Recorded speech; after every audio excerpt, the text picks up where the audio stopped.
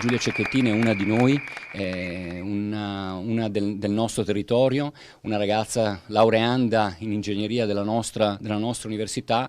Ci sentiamo in dovere come classe imprenditoriale di questo territorio di far capire in maniera molto chiara, molto ferma, come atti di violenza, atti discriminatori, atti di mortificazione, specialmente nei confronti delle donne, non devono trovare assolutamente cittadinanza nella nostra comunità, nelle nostre imprese.